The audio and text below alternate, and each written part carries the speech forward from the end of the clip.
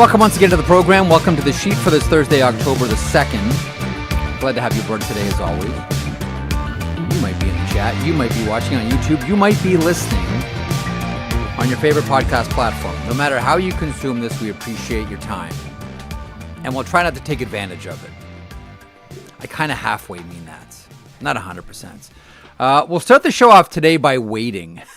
By waiting for Greg, who's in New Jersey right now. He's waiting for Luke Hughes to emerge so we can finish his piece on the newly minted Luke Hughes of the New Jersey Devils for ESPN.com. So we're standing by for Greg. Shouldn't be more than a couple of minutes here.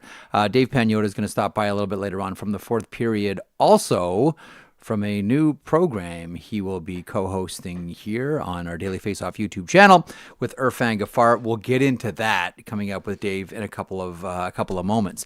In the meantime, there's something, and I want to get into this a little bit later on with Greg and maybe with Dave if we have time.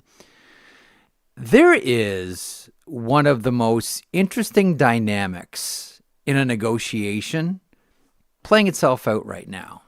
This is one of those really, really behind the scenes, really, really behind the curtain kind of moments that you don't really necessarily get a chance to think about, or we don't really get a chance to discuss much here because we just focus on, okay, how much is the player going to get paid? But every contract negotiation is a very interesting dance between the general manager, sometimes people above him, and the player's agent. And in the Lane Hudson situation, speaking of Luke Hughes, because that contract does do something to the contract negotiations for Lane Hudson and that extension with the Montreal Canadiens, the dynamic playing itself out there is Kent Hughes, general manager of the Montreal Canadiens, Kent Hughes on the one side, and then Sean Coffey of Cortex on the other. The interesting part about this is Kent Hughes was the mentor for Sean Coffey at Cortex. He was, the wise agent that acted as the mentor for Sean Coffey, who is going to be, if he isn't already, a major player in the agency battles. So that dynamic is intriguing for a lot of the obvious reasons too.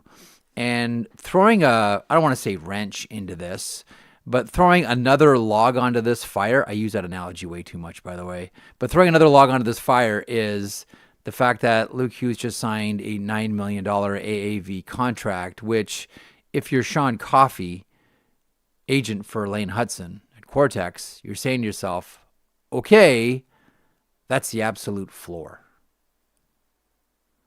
That's the absolute floor. If Luke Hughes is 9, what is my guy going to be at? And everybody, when they change jobs, has a different personality and a different role, obviously. But this one is intriguing because Hughes was a guy that brought him in, got him into the agency world.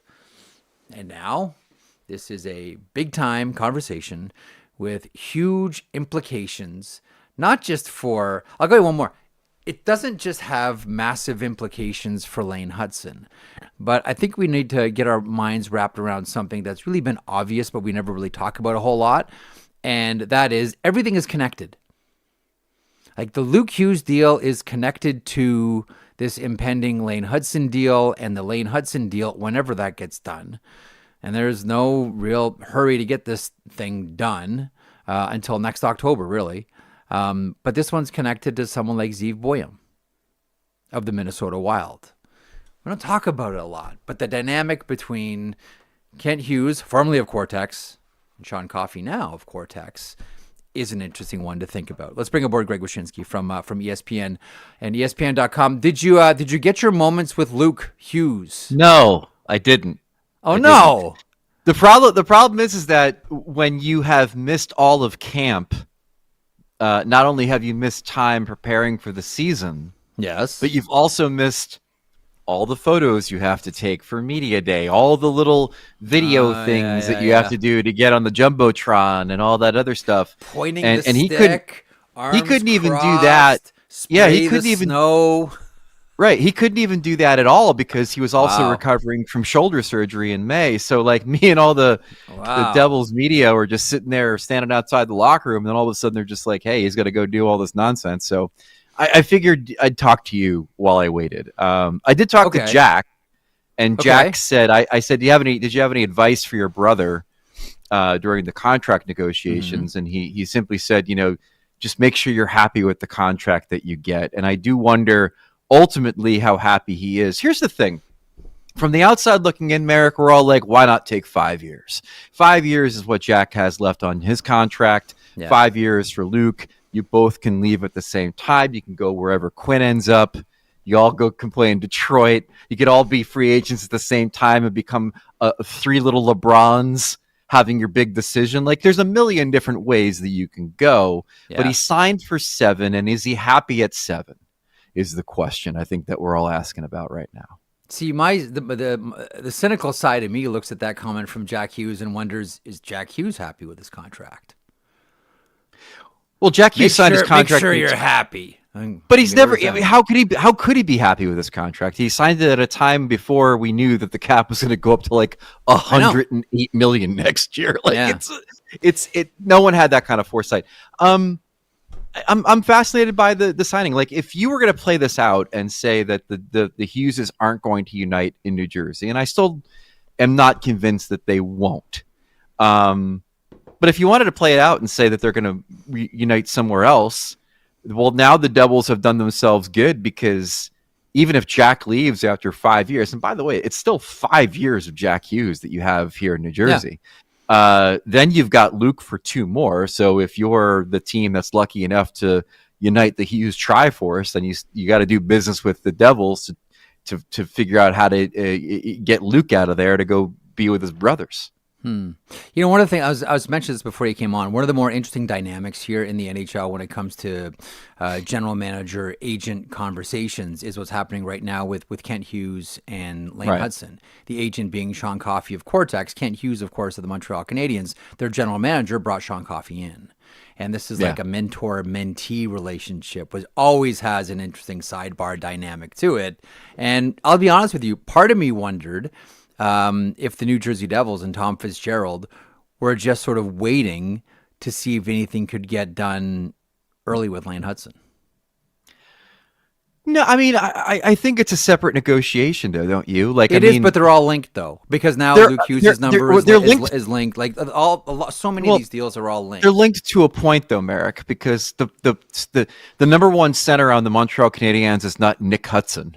Okay, like in New Jersey, there's a guy named Jack Hughes, the same Jack Hughes that is probably the reason why Luke Hughes is going to play PP1 instead of Dougie Hamilton this year. I asked Sheldon Keefe about that, and he sort of punted as to what the team's power play plans are. The same Jack Hughes that, let's not forget, also insulated his brother from criticism when he wasn't playing well during his rookie season, and instead of him being the healthy scratch, it was Simone Nemec that ended up being the guy that took the blame for rookie mistakes. Like, the dynamic here, because his brother is Jack Hughes, is a unique one, and it speaks to the contract negotiations. It speaks to the AAV on the contract for a guy who probably hasn't necessarily earned that number yet, but the hope is that he will.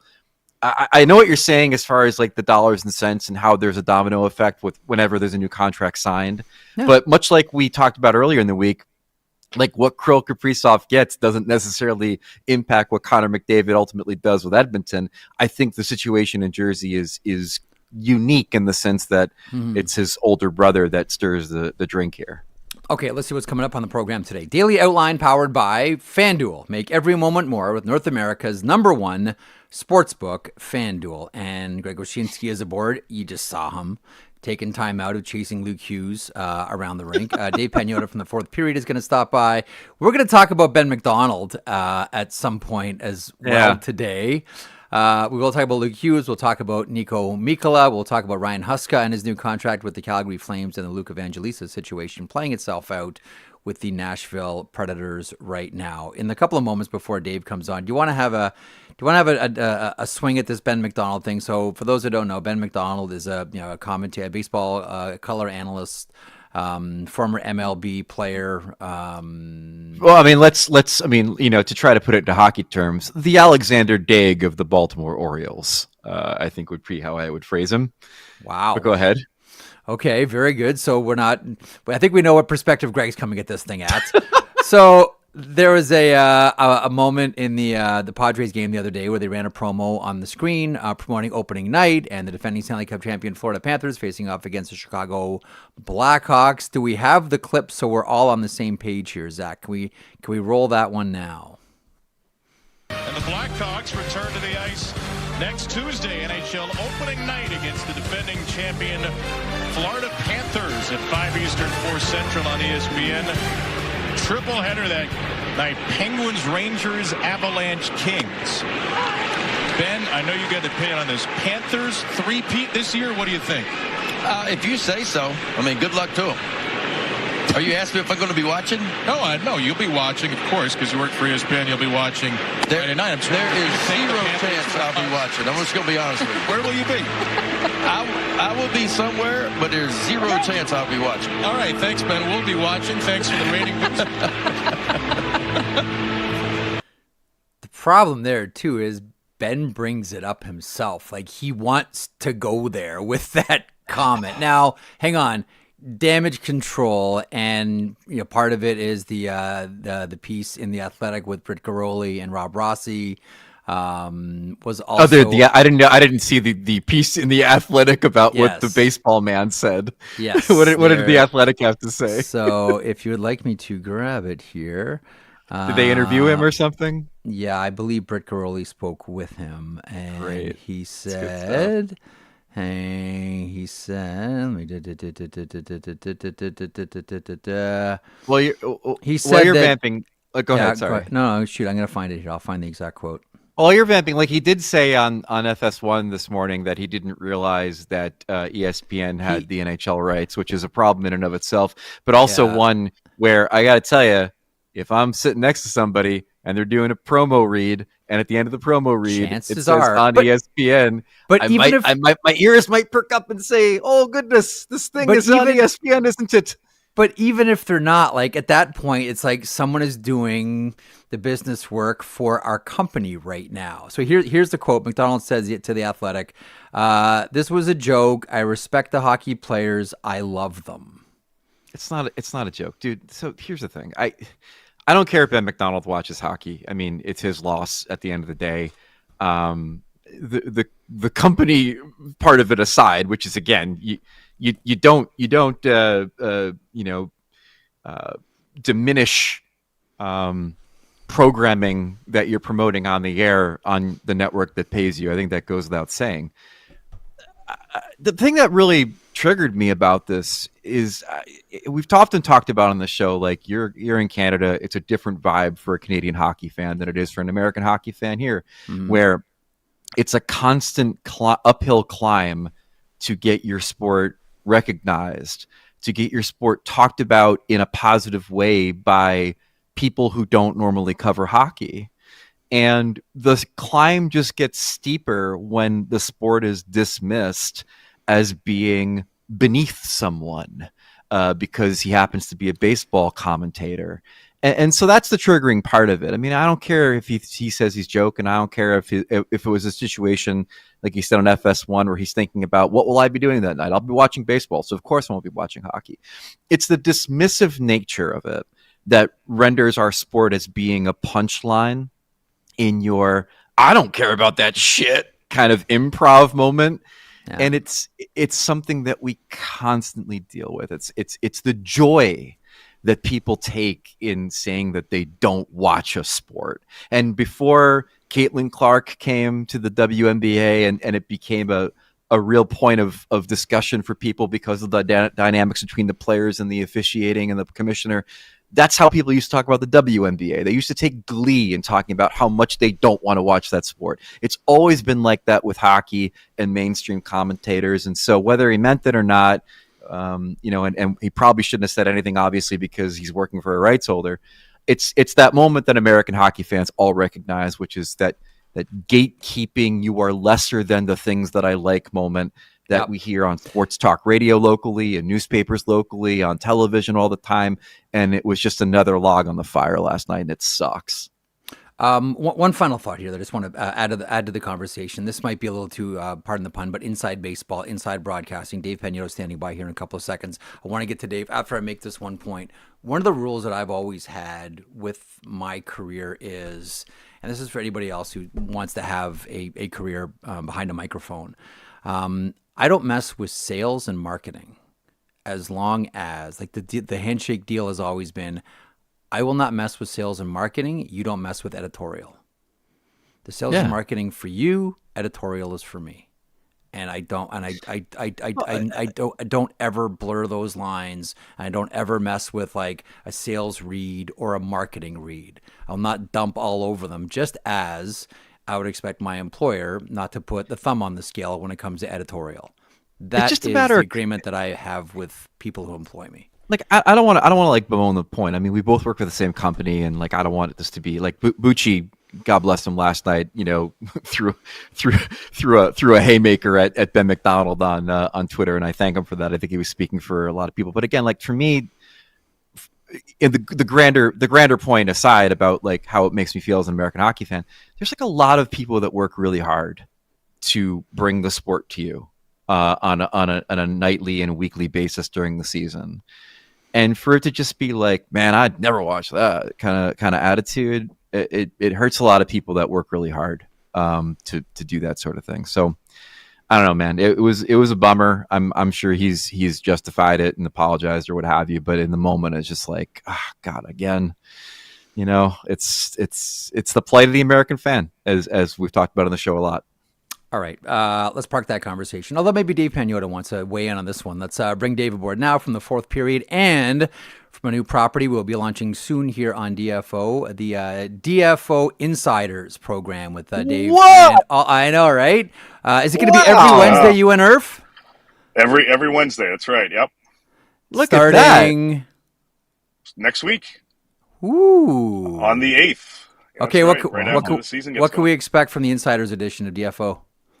Probably inside info. Yeah. Good call, Wish. There you go. That's he's bang on. Get you on there to talk about some stuff too. There you go. Ben McDonald conversation with Wish. Here we go. Yeah. Inside ESPN. Let's go, Wish. Just a lot of the conversations that are going around the league. We may not, necessarily break news on the channel on the program, but a lot of conversations that I'm sure we're going to dive into some of it later on here, but a lot of the conversations going around the league and a lot of the chatter that, teams are looking at and some stuff that happens, some stuff that doesn't happen, some stuff that fell through and all that fun stuff. So we're looking forward to it. Awesome. I love the idea. One of the things that I was mentioning off the top of the program, because no one signs a contract and no contracts get done without there being a cascading effect elsewhere, whether it's Kaprizov and how that's going to cascade to everybody else, and we think of Eichel and Kyle Connor, etc. But then Luke Hughes signs this deal, which is a whopper. $9 million AAV. We wonder what that means for Lane Hudson, and then when Lane Hudson does a deal, we're going to wonder what it all means for Zeev Boyum, and off we go to the races. Which one do you think has the bigger cascading effect in the NHL? What we saw out of Minnesota or what we saw out of New Jersey? Honestly, I don't want to cop out on the answer, but I think it's a tie because I think they're both going to have significant effects and impactful effects in both cases. I know for the wingers that are out there that are in their expiring year that they've been waiting to see what Kaprizov was going to get.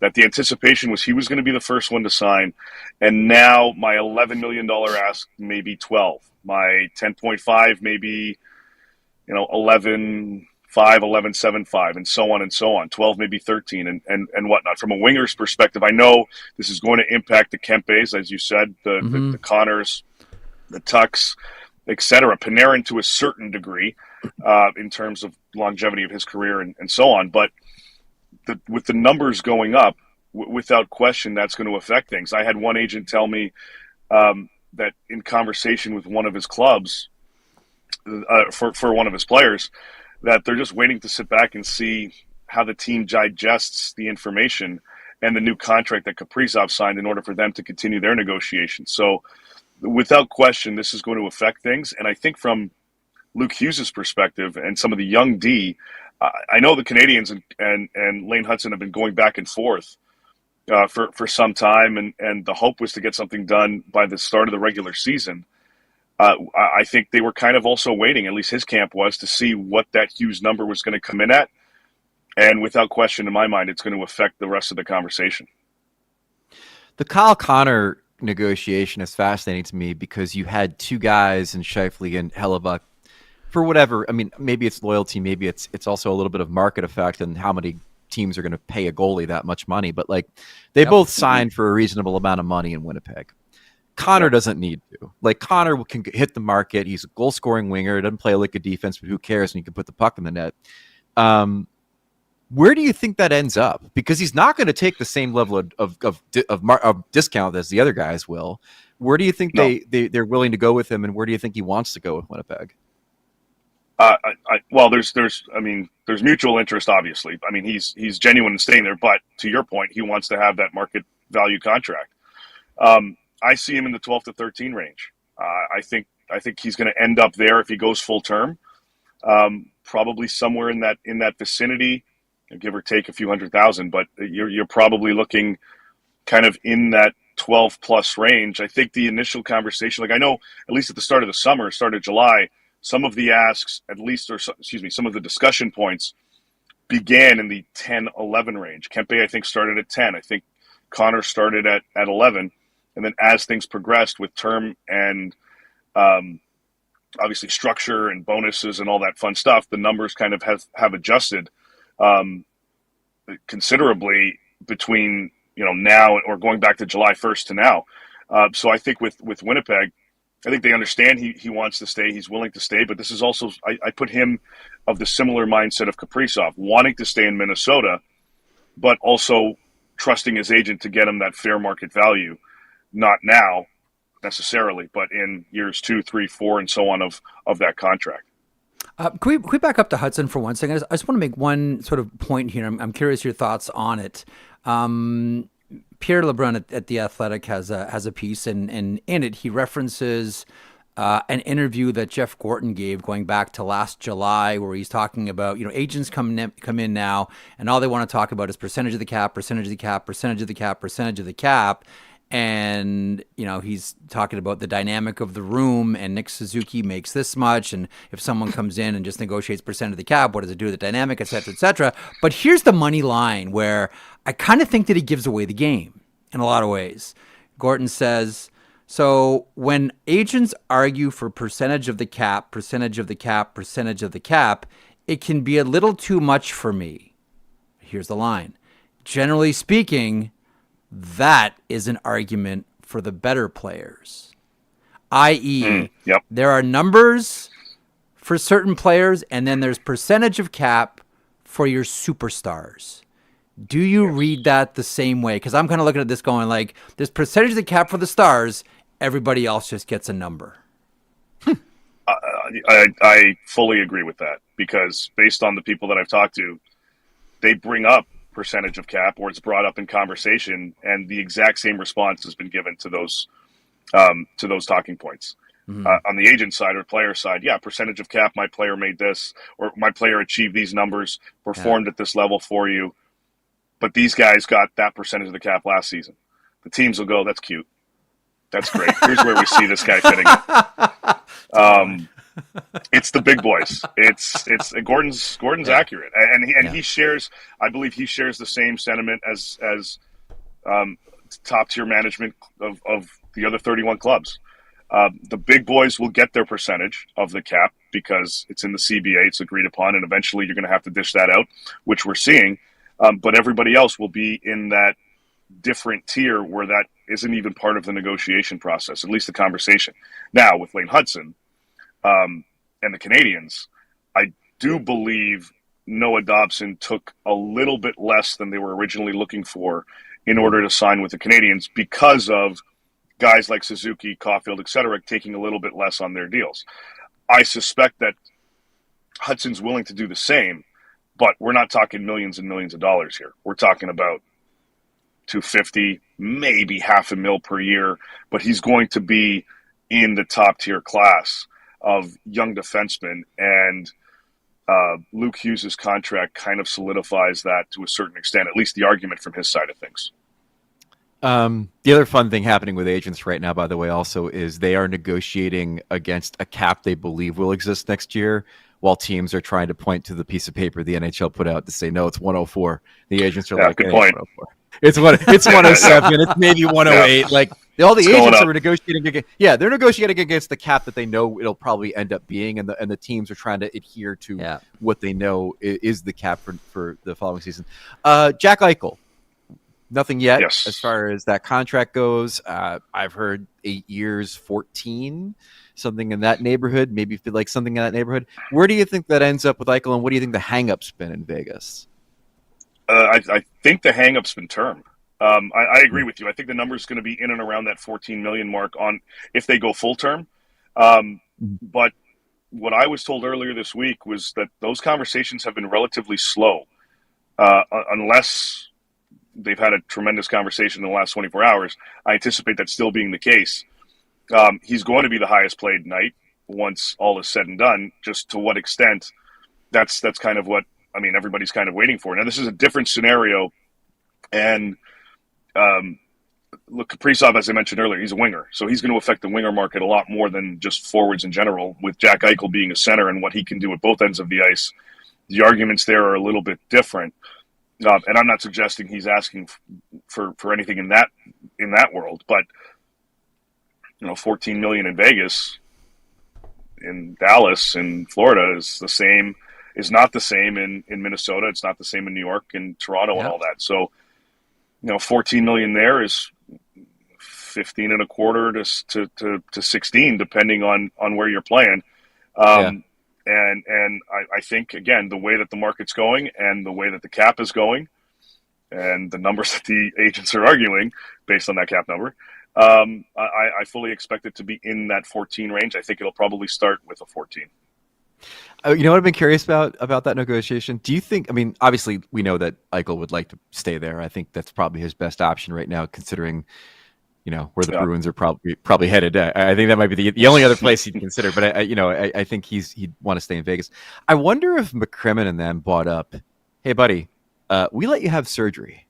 like we did you the solidest solid, which is to give you the thing that you needed to get healthy. I wonder if they ever bring that up during the talks with Eichel. Oh, that would be an interesting tactic. I mean, I'm sure they may say, look, we've treated you well. Wink, wink. Allowed you. Yes, exactly. How's that neck feeling? Pretty good. Yeah. How's things going, Jack? Everything good. I can see the negotiation. Kelly McCrimmon just coming in and going, yeah, neck's feeling good today. Yeah. How's yours, Jack? You feeling good? Yeah. How's that neck? Everything good? Up and down and all. Oh yeah, it's great. Yeah, neck looks good, son. Yeah, it would be great. That $12.5 million brace. You could have had, no, 14. No way. They're gonna. Yeah, I mean, I think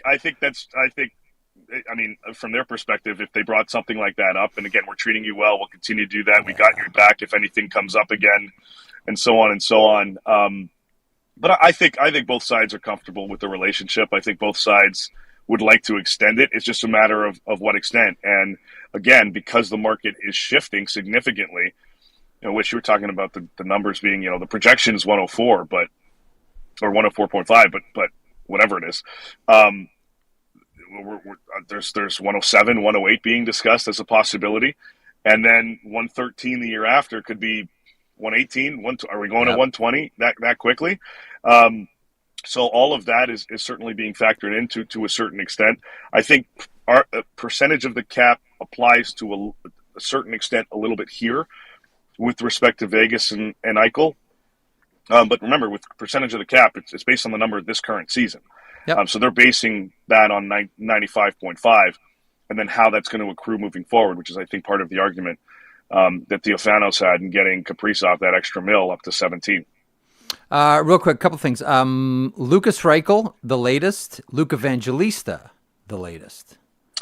Reichel, well, with Reichel, I mean, those trade talks, they're continuing. I don't think it's any secret that Chicago is actively trying to move him. I throw teams like Vancouver, San Jose, Edmonton, Detroit in the mix. I think the Wings, I think Yzerman and a couple guys were in Chicago the other day, taking a quick peek. So I throw them in the mix. He's only 1.2. I wondered about a team like Florida, and then I remembered he doesn't play defense. So that's going to be a bit of a problem for Paul Maurice. But a $1.2 million cap hit, is that a significant risk for a lot of teams that have space? I don't think so. But it hasn't happened yet. But they're still trying. In Nashville, this one's a head scratcher for me, guys. I don't get it. As of 20 minutes, half hour before coming on with you, no update. Not expecting a deal as of, again, 20 minutes ago, not expecting a deal today. And my understanding right now, it's simple. It's one of two options. It's either you sign him to a deal that starts with a 3 and likely on a 2-year contract, 3 AAV plus, or you trade him. And there have no trade requests have been made to this point, but there is the frustration is definitely boiling over. And it's starting to become, again, a frustrating point for Luke and for Evangelista in his camp, in trying to get something done. You look at the player, you look at what he's done, you look at some of the other contracts that have been dished out, putting him in that $3 million range on a couple of years makes sense to me. I've asked other people around the league. They seem that number is reasonable and fair. It's not like he's going out there asking for, $4 million, $5 million on a 2-3 year contract. But no progress as of, 12:30, 12:45 Eastern. And I don't get the sense, unless something changes this afternoon, that we'll get a contract done today, or we'll see a contract done today. And I think if this continues to drag out going into next week, I think some teams are going to be a little more interested in giving Nashville a call to see if they can pry him out of there. Let me close with this one. It's such a confusing negotiation. Like that team needs more than anything to hit the ground running at the beginning of the season. He's a very good player. I mean, he gives them a lot of things that they need. And the idea that they're going to nickel and dime it and bring this thing as close as it is to opening night is just maddening to me. I don't know. You're not the only one. I don't get it either. So I can imagine their frustration. But I don't. This is a head scratcher one for me, guys. I don't understand why it's taken this long. Maybe some people are asking, well, okay, McTavish signed, Luke's going to sign. Is this Luke going to lock in? Is it pushing the needle? Are we getting closer? And everything again that I've been told in the last little bit, absolutely not. Awesome. Let me close on this one, Dave. It's the big one. Are you surprised that here we are, October 2nd, as we have this conversation live at 1:34 Eastern, that there would still not be a McDavid extension?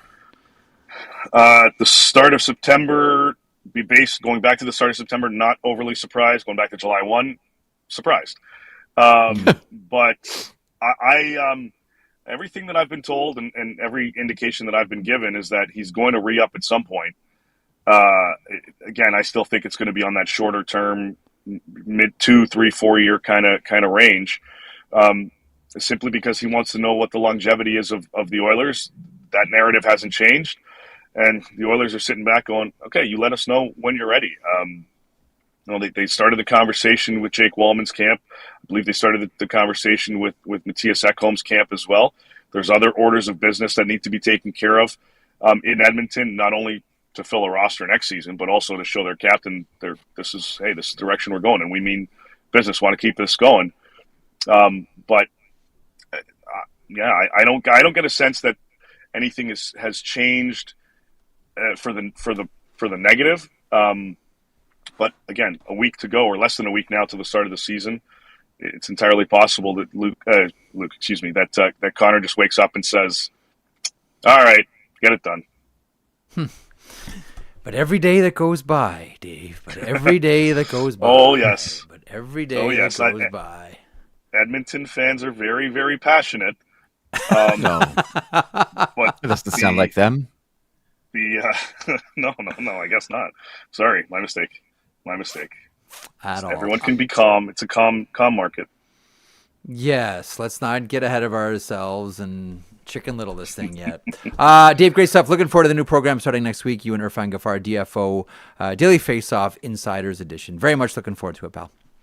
Same here. Thanks, boys. See ya. There he is, Dave Pagnotta of the Fourth Period and DFO Insider Edition Wednesdays here on Daily Faceoff YouTube channel. Couple things on McDavid. First of all, hang on. You don't want to Ben McDonald that one and say like, "Oh, I won't be watching. I won't be watching for that one for Dave." You want to McDonald this one? No. Well, I don't. I mean, I wouldn't be watching anyway because I don't watch any other hockey content other than the stuff you make. You know that. Oh, bless you. Oh, bless you. That, by the way, that's going to be an awesome show.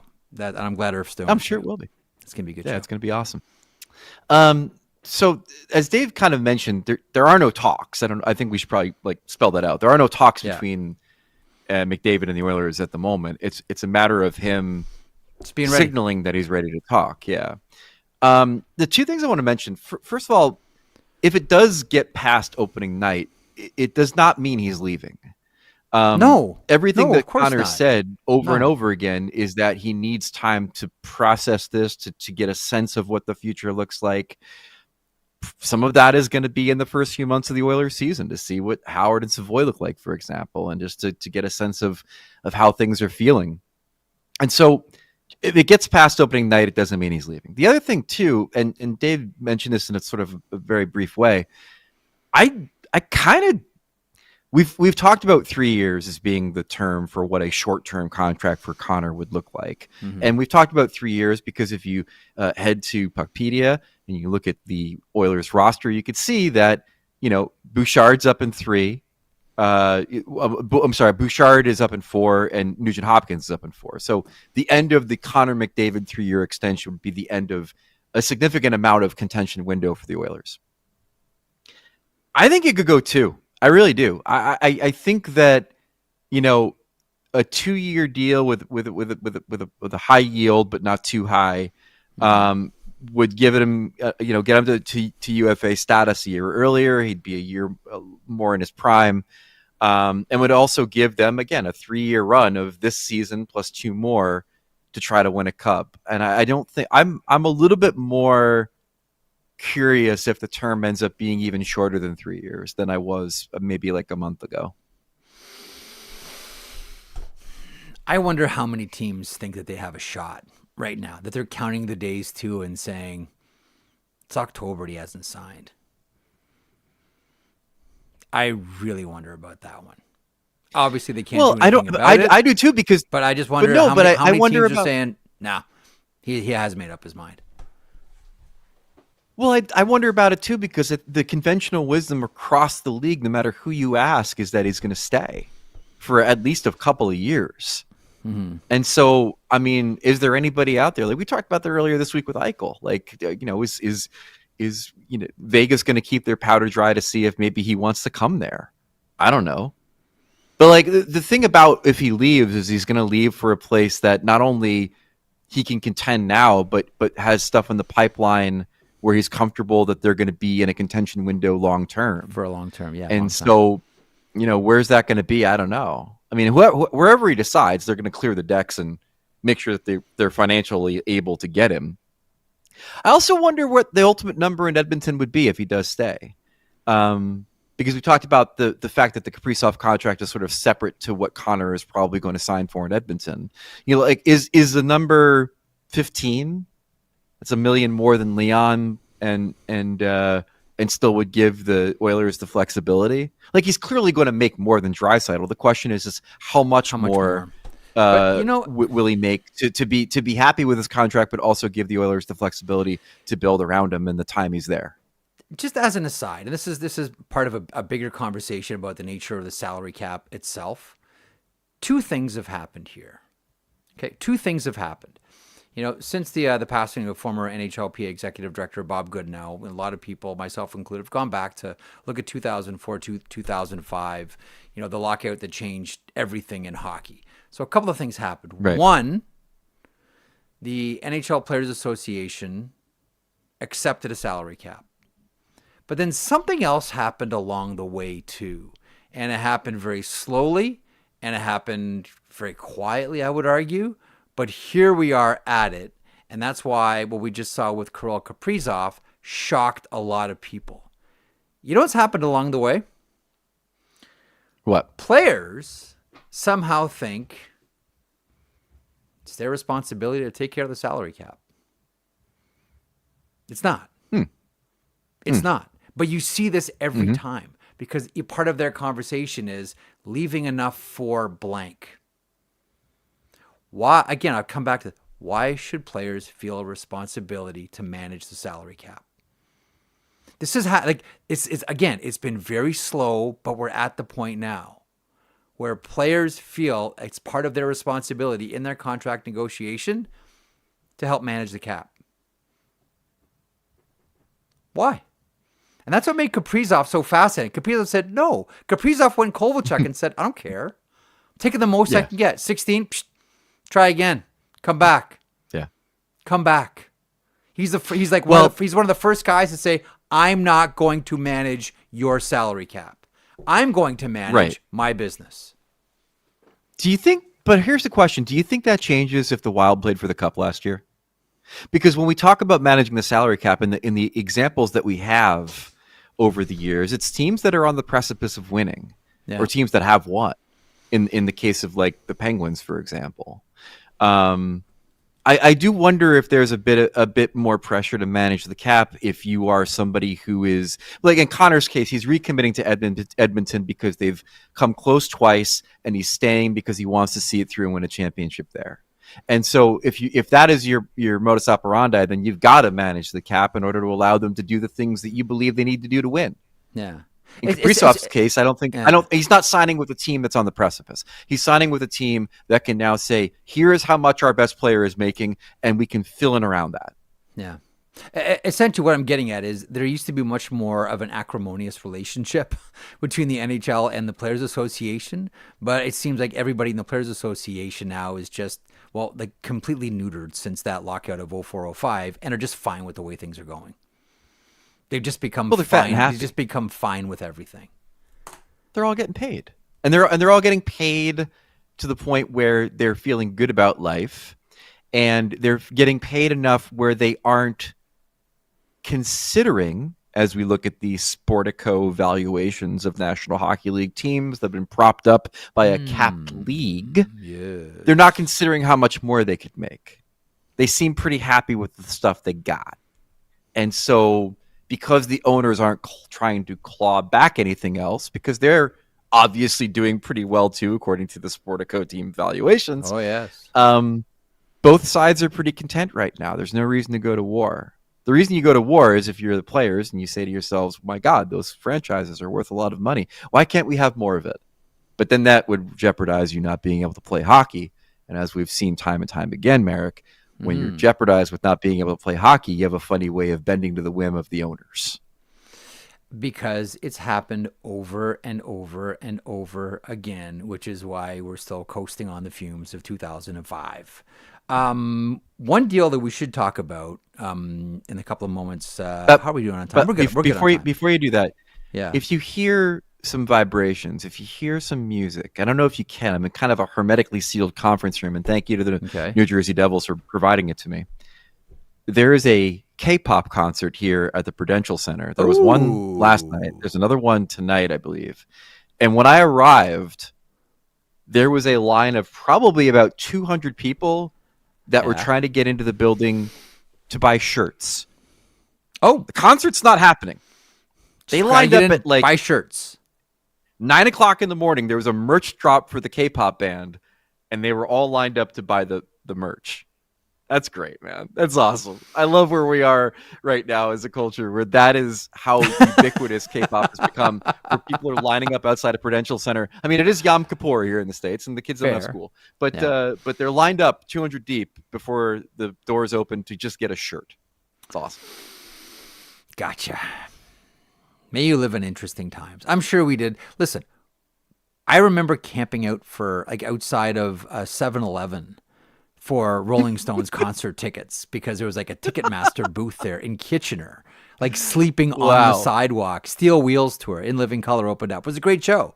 But the only reason I got tickets is because I lined up, as when I was living in Kitchener, this would have been 89, and slept on the concrete. to get concert tickets. My favorite staying out early for ticket story was when they re-released Star Wars with the new special editions in the late 1990s with the souped up special effects. Yeah. Obviously, we hadn't seen the original Star Wars on the big screen in a very long time. The Uptown Theater in Washington D.C. was the big screen, the big theater you had to see a movie in, and this was before online ticketing. So you had to get there early to buy your tickets for the shows that night. We get there at like 5 a.m. There's already a line around the block. People are trying to find whatever is an open coffee place. But the thing I'll always remember, you're familiar with the Imperial Walkers, Marek, from the Empire Strikes Back, the big steel Empire was the one that resonated with me the most. Loved it. Trounced the snow on the icy planet of Hoth. Somebody in line decided to dress up like an Imperial Walker. And the way they did this is they found a refrigerator box and they spray painted it silver, and them and their buddy, 2 people, both got inside the refrigerator box, and then one of them had their hand out the front to be the head of the Imperial Walker. No. And while everybody was in line to buy tickets that day, they were walking up and down the line like almost like a big 2-person cow costume, pretending to be an Imperial Walker. It was one of my favorite memories of staying out for tickets. Brilliant. And an easy transition between that and Niko Mikkola of the Florida Panthers, who signs a very smooth transition there, Marek. 8-year deal, $5 million AAV. The Carolina Hurricanes, I don't think that there's any team that shines up defensemen better than Carolina. Yeah. They shine up their D like nobody else. That's why I think a lot of us, myself included, are very curious and interested to see what happens and what they can do with Keandre Miller this year. But a close second, maybe even challenging for first, when you look at all the defensemen that have gone through there and how different they look when they play with the Panthers. And the defense coach there, as we talked about him before, Sylvain Lefebvre, who's done such a great job with OEL and Brandon Montour and Nate Schmidt and Gustav Forsling, who's probably the best example as a waiver wire acquisition. You can even make the argument also Seth Jones and Dmitry Kulikov looks like a different guy. We'll see what happens with Jeff Petrie this year. And Aaron Ekblad. I don't know. He's made himself a better player, I think. He's like Sylvain Lefebvre's made everybody a better defenseman there. Like, I don't know that you're how they, or if you're allowed to, or what the CBA says about exchanging money between players and coaches. But if anybody should shave off part of their salary and give it to their coach, it's defenseman on the Florida Panthers with Sylvain Lefebvre. I like that. The thing about Mikkola, he's done such an incredible job. Like, he did not look like this in St. Louis and New York. He did not. This is a different defenseman. The 2 things I'll say about Mikkola. First of all, obviously, like, kudos to Bill Zito. Now you have your top 2 pairings, because Mikkola and Seth Jones was the best pairing that they had in the playoffs last year.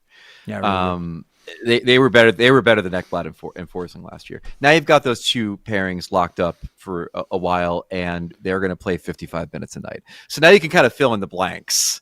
When Nate Schmidt leaves, like, you can fill in the blanks on that 3rd pairing and feel pretty good about life. The other thing too is, like, the most impressive thing that the Panthers have done is unlock this guy's offense. Now, he looks like a giraffe when he's skating down ice, and it's a very north-south game for Niko Mikkola. But I was waiting for a Shel Samuelson reference there. I was disappointed he didn't go for it.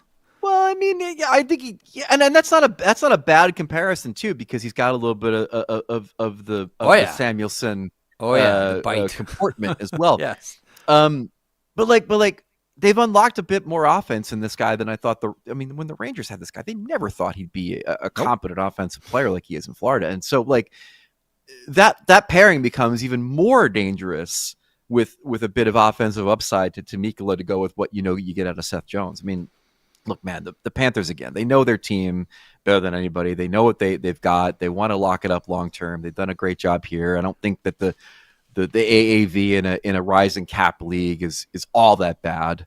And again, the foundation is so sturdy in Florida because of these kinds of deals. Yeah. A couple things here. You ever thought this happened yesterday on the while the show was on the air? Eric Johnson retired. 2006 first overall draft pick, wonderful defenseman, part of a very famous 2 a.m. trade between the St. Louis Blues and the Colorado Avalanche, which is why now everybody in hockey doesn't turn their phone off no matter what time of day it is. I remember when I used to, back at Hockey Night in the CBC days, working with Mike Milbury, we were out for dinner one night, and he wouldn't tell me which year it was, but he told me that while he was there was one year he offered the St. Louis Blues every single pick the Islanders had for their first-round pick. I always assumed it was Erik Johnson, but I think Milbury was fired before that draft. Doesn't say that he couldn't have made the offer before, but nonetheless. Right. He was one of those guys that was, because he went first overall that year, that's 2006 Vancouver draft, was really aided by a great World Junior tournament. And as scouts will always warn you, it's a 2-week slice of a player's career, right? You can make the argument Casey Middlestat was helped by it too. But Erik Johnson really, like, it was after that World Juniors specifically, all of a sudden, most agencies and most teams had Erik Johnson as their first overall pick. You have a thought on the career that was Erik Johnson? Golf cart. That's my thought on the career of Erik Johnson. Wow. He will always it Yeah. will always be. I mean, like, he suffered a season-ending injury Golf cart. when his foot got stuck under a golf cart, I think it was. And Yeah, don't golf, man. for a while in the early years of the internet, Marek, I don't know if you remember this, but people would make a lot of jokes about players. There used to be a website that was sort of based on the goofier, lighter side, polka, sticking the ribs to hockey kind of. What was there? The guy with the cigar. That guy. Yeah, there may have been a Erik Johnson golf cart driving school Photoshop here and there in a contest that we had on Puck Daddy. But that was like that for a long time. That was actually how he was defined. I think was one of the more freakier injuries that ever happened. And then later in life, he became kind of an important elder statesman for teams like the Colorado Avalanche, and I think that was a nice coda to a career that. I mean, would you say he lived up to the potential of his draft? Probably not, right? First overall pick, no. But that's not a knock, because like first overall pick, you have sort of lofty expectations for him. But I always find it hard, specifically with defensemen. And here we are with the Islanders and Matthew Schaefer first overall. Man, so much can happen, and it's such a hard position to transition into in the NHL. Do you find that there are not more misses with defensemen than there are hits? And I'm not saying that Erik Johnson was a miss, because he wasn't. Really good. He's a really good defenseman for a long time. But like when you draft someone first overall as a defenseman, like you're saying to yourself, okay, I know we're not going to get Lidstrom, but how close can he get to being Lidstrom? You go first overall. The expectations are sky high. Sure. I mean, it's not his fault. He's the player that he is. You can't choose. You when want a you're Hedman. drafted. You want a Pronger. You want that kind of player. No, you're absolutely right.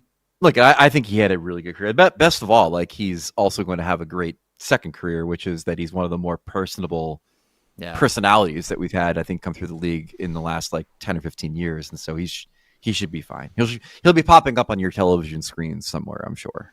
Jackson LaCombe, according to Elliot Friedman, has signed an extension with the Anaheim Ducks. 8 by years, $9 $9 little- million.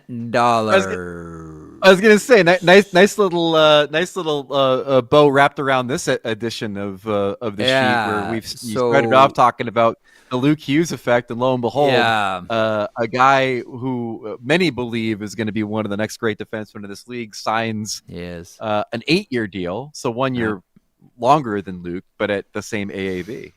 Yes, and the interesting thing about this one was too, because it seems that Pat Verbeek was very comfortable with the number 7 as far as compensation for players.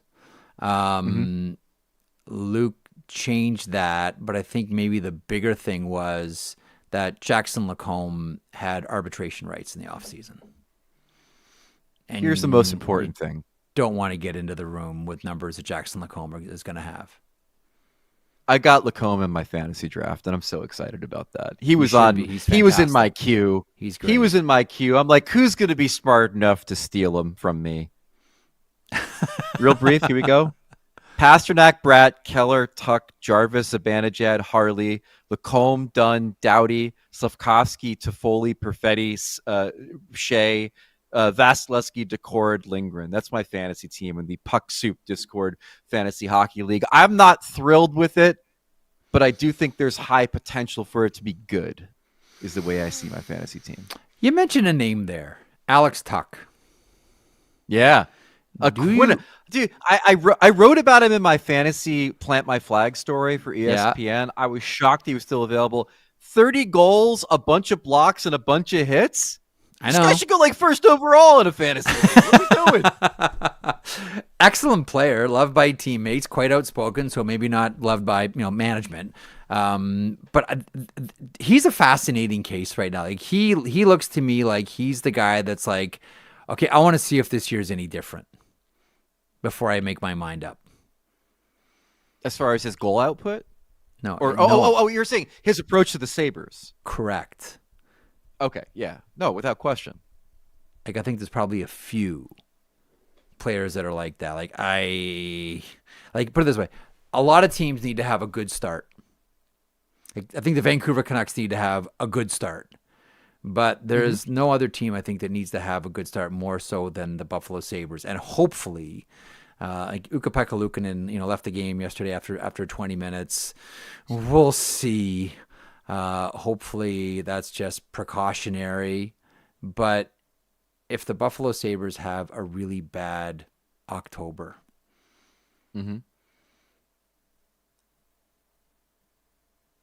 I would probably throw a team in Western Pennsylvania on that list as far as teams that could use at least a promising start in the first 2 months of the season, so as not to make things too awkward with the future of their star core players. I have no idea to what you are referring.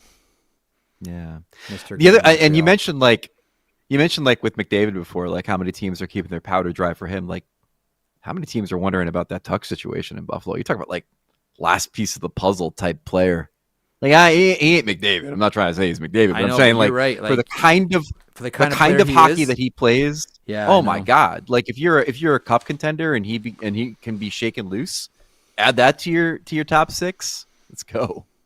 If you're a because his family is his wife's family and his family now based in Western Canada. I mean, if you're a team like the Vancouver Canucks, it's just such an obvious one. Is it? Is it not? Or maybe I mean, Vancouver is the one. Maybe Edmonton. Like, if you're looking for that last piece, and the Buffalo Sabres have an awful start.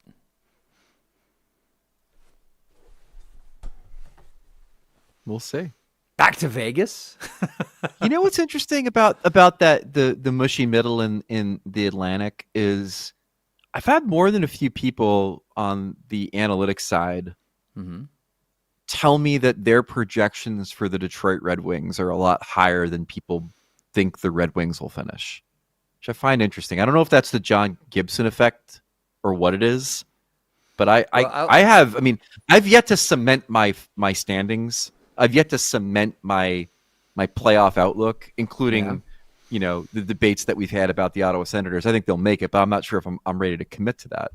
But I mean, I don't really have Detroit as being that team this year, but a lot of people smarter than me kind of do.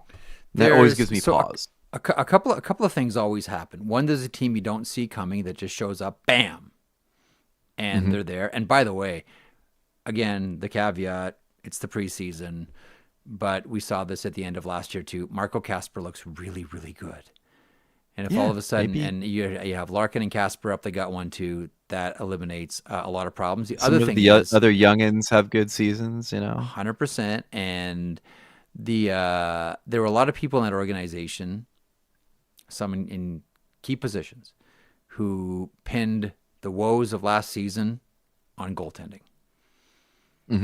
that what happened last year was because of the goaltending. So that's why all of a sudden, John Gibson is the most important performer on that team. If he can give them goaltending, then it's a different story for Detroit. And then you factor in McClellan getting a full camp and stuff. That guy just makes the playoffs. Like, that's all his teams do, is make the playoffs. So I mean, they don't do anything when they get there, but they make the playoffs. So I don't know. I'm giving Detroit a second look, thanks to some people kind of being like that you might be a little bit low on them. The breakout team, we just talked about them in the context of LaCombe, is the Ducks. Like if you're talking about a mix of veterans and a young core and a guy in Quenneville that can maybe figure out the structure that those young players need to be something more than, the chaotic defensive team that they've been. If the style is the style, like that's the breakout team that I've been trying to figure out. My bold prediction was that they'd be in the wild card race by the end of the last week of the season, but fall short. But I mean, if guys like Leo Carlsson make the leap and guys like LaCombe make the leap, that could be your breakout team in the West pretty easily. Yep, absolutely. Those games could be really fun to watch again. The other thing that always happens, one, there's a team that pops that you don't see, and the other thing that happens is there's always a team that has 100 points that misses the playoffs the next year. And I think we're all Who's that for you? The Los Angeles Kings. You think it's the Kings, really? Yep. Oh, interesting. Why are you down on the Kings? Blue line. Because Jim Hiller's a terrible coach? Gavrikov, without Gavrikov and Spence. I think Gavrikov that's a good point on the D. We're big losses for them. That's a good point on the D. You think they'd celebrate Andrei Kopitar's final year in this league by missing the playoffs? I don't know if they would have a choice. Now, what would be the desperation move for the Los Angeles Kings should they miss the playoffs this year? Is there anybody that might spring available where they could maybe like reshape reshape their franchise in his image? 88, Bruce McNall, and I think Krushelnyski was in that deal. Let's say that there's a player with remarkable on ice skills, but his wife needs to run a business someplace. Does Los Angeles have a lot of real estate and business opportunities? Haven't spent for someone in that. You're the American. You're the American authority here. I spent some time after high school thumbing up and down the coast and went to Arcata, and it's lovely. And spent some time on the campus at Stanford and really enjoyed San Francisco. And but you're probably more of an authority on California than I am. But having lived in San Jose the time that you did. Yeah, but that's NorCal. I'm not a student of living in Los Angeles, one of the greatest cities in the world, where if you become a star and win there, then you become legendary. And gave the entire league a lift in the process. Do you think that they would have Shohei Ohtani like as part of the recruiting pitch for Connor? It's a great question. It's a great cut. It would be goofy if it ever happened. Like, I would love to see the recruit. Just like I want to see all like the recruiting videos and all the pitches when everybody was lined up at the offices of Newport trying to get Brad Richards. Do you remember how much we were like, this is horseshit when the Penguins got Sid? Like, you've got to be kidding me. Like, twice in the same lifetime you're going to get this guy for your team. Like, can you imagine how much this is horseshit would exist if the Edmonton Oilers saw another generational talent leave for the Los Angeles Kings? Can we pause? The one thing, you've heard me ask about this before, and it's never been answered. So when the Pittsburgh Penguins won that lottery, it was between Pittsburgh and Anaheim. And in the room, you can audibly hear Bill Wirtz, the late owner of the Chicago Blackhawks, saying, "Justice, justice, justice." Right. No idea what he meant. I've wondered if he was just ordering a scotch and he was trying to say just ice, and it came out justice. I don't know. But there's Bill Wirtz yelling justice, justice, justice. I don't know. And why? Don't know. Why justice? I don't know. I can only assume it's Brian Burke related, right? I don't know. At the end of the day, isn't it all Brian Burke related? I've asked Berkey about it before, and he says he doesn't know. And then there was, let me hang on. Let me take the conspiracy theory a step further. That one year that the Pittsburgh Penguins, remember they all had those T-shirts that were made for their playoff run? And you remember what it said? Out for justice. What? Out for justice. So out for just us. So the Just ice. we did a bonus episode on Puck Soup recently on the Patreon, and I only bring this up because it was an episode where we flip-flopped the first and second picks in each draft, and we were talking about like what that would have meant historically for the league. The Senators get Pronger? If the Ducks had ended up with Sid, yeah. First of all, better than good chance he wins a cup as a rookie because they made the conference final that year. Yeah. Second of all, this thing we just saw the Florida Panthers do and may continue to see them do this season, that's the Ducks with Sidney Crosby, with a young Corey Perry, with a young Ryan Getzlaf, with Scott Niedermayer joining his brother in Anaheim, with John Sebastian Jaguar as your Sergei Bobrovsky. The Ducks probably win multiple cups in Sid's first 5 years in the league, based on how much they already had on the roster. If they add Sidney Crosby in that draft, without question, they win at least a couple with him in on that team at that time. And by the way, he would have been threading passes to a plucky young winger named Teemu Selanne. That would have been his job. Yeah, that's a recipe for multiple Stanley Cups. Absolutely. Anything else before we wrap up here? Oh, by the way, Gavin McKenna and Penn State on NHL Network and YouTube at ASU this weekend. That's fun. It's already. Oh yeah, that was one other thing. Did we talk? No, I talked to. Oh yeah, I was talking to our friend Chris Peters about that actually. About Penn State. Isn't it kind of crazy that at this point, Arizona State University has produced more National Hockey League talent than Penn State has? Yes, I know. Trust Isn't that wild? Like I was told like was it April or something like that? Like Penn State, like they have a war chest because their big thing now is we got to get players, not just like a player to the NHL here and there, but like stars to the NHL. Yeah. And that's why, even though Gavin McKenna is probably going to be one and done, it's a massive shot in the arm for that program. Going to the Frozen Four last year was a massive shot in the arm for that program. But just having him there and choose Penn State is massive for recruiting. Massive. Joey Decord and Josh Doan are your Sun Devils that have made the show. Yeah, again, like at the end of the day, the coolest thing ever for Penn State is like wherever. I mean, McKenna will be known as a Penn State guy, and the logo will be next to his name on the draft board, all this other stuff. Like it's going to be great, but it's not like he went to Michigan. Like it's not like he's surrounded by NHL level prospect talent at this point with Penn State. But it's kind of funny to think about ASU and their place in the world from an NCAA perspective, and they've produced more players than Penn State has so far. We'll leave you on that thought. Good luck finding Luke Hughes. Are you still on the hunt?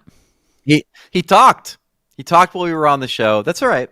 What did he say? I'll be able to go back and figure out what he said and craft some sort of narrative tome that you'll be able to read on ESPN. One thing we didn't talk about on ESPN, you can go read my story. We'll go. Did he say that Jackson LaCombe sent him a thank you text after he signed? I don't know if he said that. I don't know if he talked about the 5-year contract that was rumored that they were asking for that no one will now admit was ever talked about. Either his camp or the Devils. Well, I don't know if he talked about that. I will say, though, the one thing we didn't talk about that I wrote about last night, you can find the story on ESPN.com, is the latest trademark the Mammoth issue for the Utah hockey team. Yeah, you got a couple moments. Got a couple of moments on that one real quick. Draw people to ESPN.com for this one.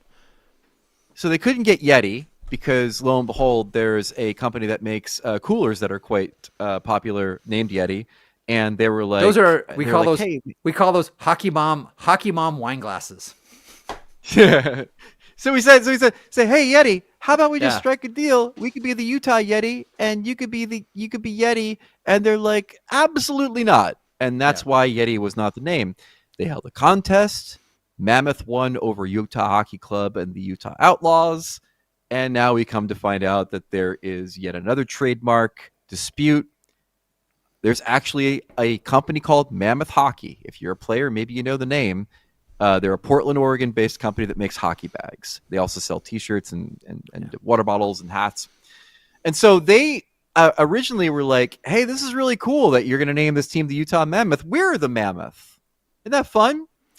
And then they started reaching out to the Utah Mammoth, and they were like, hey, maybe we can kind of like work together or whatever. And nothing really came of it. And then they're like, actually, maybe you should kind of like work with us because we had the name first. And then they send them a cease and desist letter. And then what happens in August is the Utah Mammoth, they're like, we're going to nip this in the bud.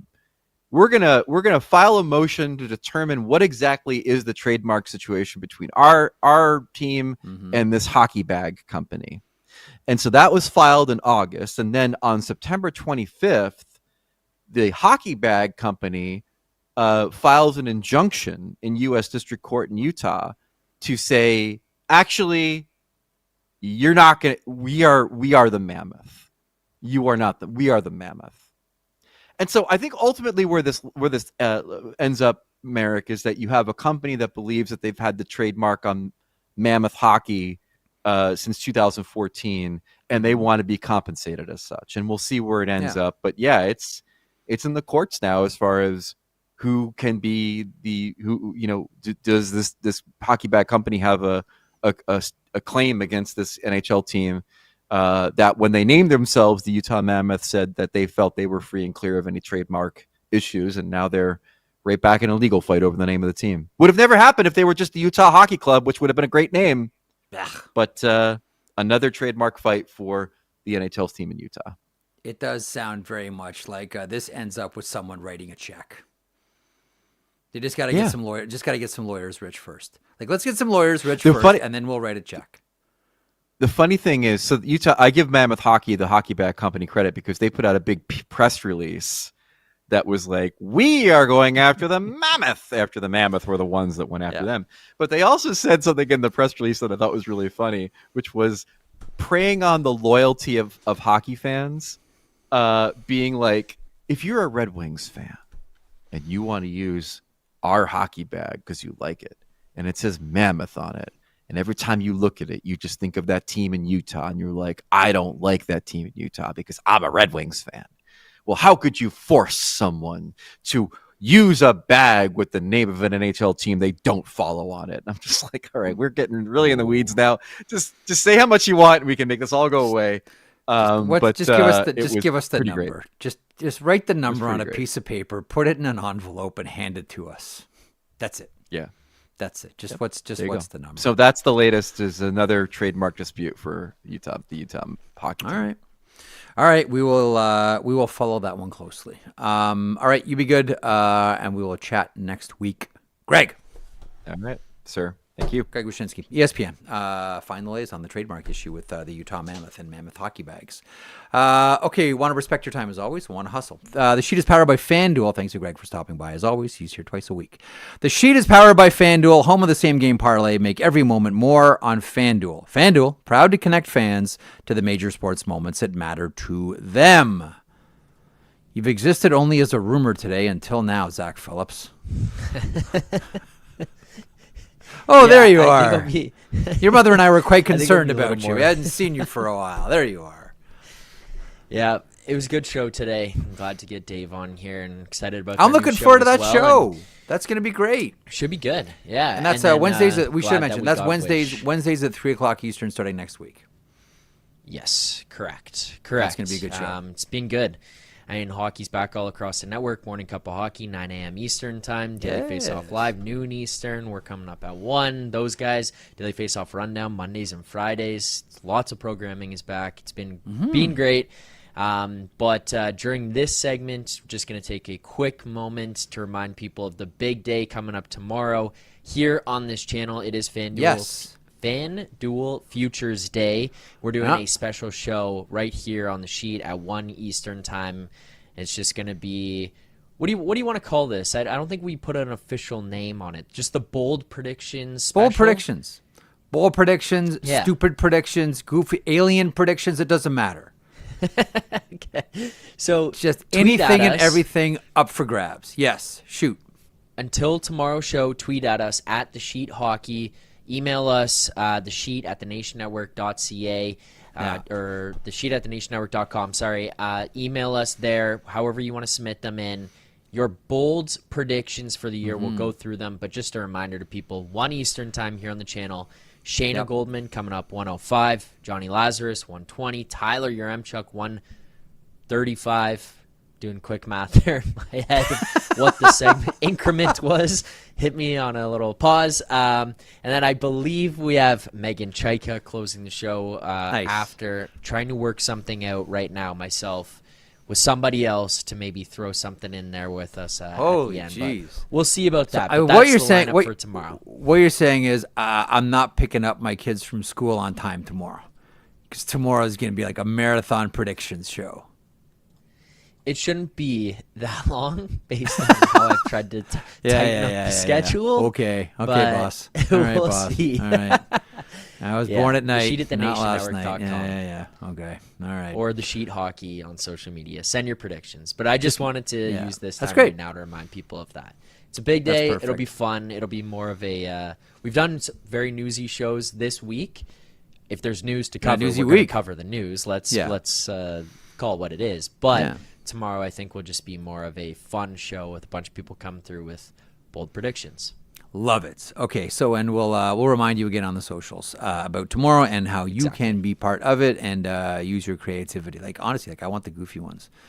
I want the goofiest predictions. And when I started in the industry, this was all sort of sounds so old when I say it, pre-internet, and we were always told, don't let your audience write your punchlines, and the internet has proven that completely wrong. That the people watching and the people listening are way more entertaining than you are. So use that to great effect. My whole After Dark show is based on that. It's me and the chat. Yeah, it's good. Yeah. When are you back up, by the way? When are you hot again? Tonight. First Are you one. for preseason?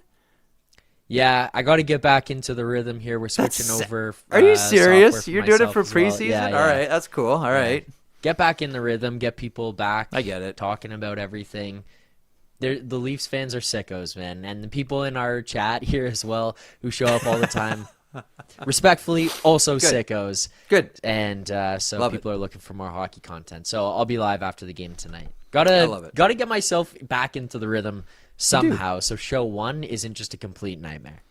Well, I understand that. It's preseason for all of us. It's preseason for players, for officials, for coaches, and preseason for broadcasters as well. So excellent stuff. Look forward to that.